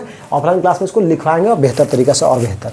चलिए अब चलते हैं, अब देखते हैं क्या इस प्रकार से जो है ना फूलों के क्या होते हैं बाबू। जिस प्रकार से आप फीमेल मेल देखे थे उसी प्रकार से फीमेल को हम लोग देखेंगे। तो चलिए इसके बारे में हम लोग अभी अध्ययन किए, अब हम लोग इसके बारे में थोड़ा सा अध्ययन करने की कोशिश करेंगे और समझेंगे। चलिए देखिए यहाँ पर अब थोड़ा सा ध्यान देंगे बाबू। कार्पेल्स, मोनोकार्पल्स जो है ना, इसको अभी पढ़ा नहीं तो ज़्यादा भी चर्चा नहीं करना चाहेंगे, थोड़ा सा हम आपको दिखा देते हैं। देखिए क्या है, एपोकार्पल्स और जो है ना एपोपिस्टिल्स, ऐसे, ठीक है ना। इसको देखते जाइए बाबू, ये क्या अलग अलग है आपको दिख रहे हैं। उसी प्रकार से जो है ना इसको देखिए, अलग अलग चीज़ों को, फिगर को देखिए कैसे है। देखिए यहाँ पर देखते जाइए, इसको हम और अगले क्लास में अध्ययन करेंगे और बातें करेंगे। काफ़ी टाइम हो गई है, फिर देखिए इस प्रकार से फिगर और समझिए इसको। हम फिर और अगले क्लास में देखेंगे और समझेंगे। काफ़ी टाइम हो गई, ज़्यादा लंबा वीडियो होने पर दिक्कत होती है। चलिए तो ये सब जो है ना इस प्रकार से हम लोग चीज़ों को और अभी देखेंगे और समझेंगे इस प्रकार से। तो चलिए आज इतना ही रहने, तो फिर पॉलिनेशन और उसके टाइप्स को हम लोग देखेंगे। बहुत सारे टॉपिकों को हम लोग सीखेंगे और देखेंगे, लेकिन तब तक इतना ही। चलिए हम लोग फिर बाद में और अध्ययन करेंगे। कहाँ तक आपको बताया गया है, देख रहे हैं, यहाँ तक है बाबू। इस प्रकार से यहाँ तक आपको जानकारियाँ दी गई। इसके आगे फिर हम लोग और आगे देखेंगे और फिर नेक्स्ट जो है ना वीडियो में बात करेंगे। तो चलिए यहाँ तक अगर कोई डाउट है तो आप हमें कमेंट बॉक्स में लिख करके बताइए, और समस्या को समाधान, अगर समस्या लग रहा है तो आप जो है ना इसमें कमेंट में लिख करके पूछिए, और नहीं तो फिर इस नंबर पर आप कॉल करके भी वो पूछ सकते हैं, या व्हाट्सएप कर लीजिए। सबसे ज़्यादा कॉल ना करके व्हाट्सएप कर लीजिए, जो समस्या है हम आपको फ्री होने के बाद आपको खुद, क्योंकि अभी व्यस्तता ज़्यादा है तो फ्री टाइम में आपको हम कॉल बैक कर लेंगे या मैसेज कर देंगे व्हाट्सएप पर ही। चलिए, और जब अच्छा लगे क्लास को तो शेयर करिए बाबू। वीडियो अगर पसंद आ रहा है तो उस बच्चों के पास भेजिए जो पढ़ना चाह रहे हैं, अच्छा पढ़ना चाहते हैं, या जो बच्चे अच्छे जो है शिक्षकों की तलाश में है या अच्छे जो है कंटेंट की तलाश में है, तो उनके पास शेयर कीजिए ताकि वो भी चीज़ों को बेहतर सीख सके। और अगर जो है बेहतर लगे तो ऑफलाइन क्लास में भी आकर के जुड़िए बाबू, ठीक है। कॉलेज मोड़, सिन्हा कॉलेज मोड़, औरंगाबाद, और साथ ही साथ नागाबिहा, ठीक है। चलिए, और अधिक जानकारी के लिए इस नंबर पर कॉल कर लीजिए, ठीक है। चलिए फिर हम नेक्स्ट टाइम मिलते हैं और बातें करते हैं।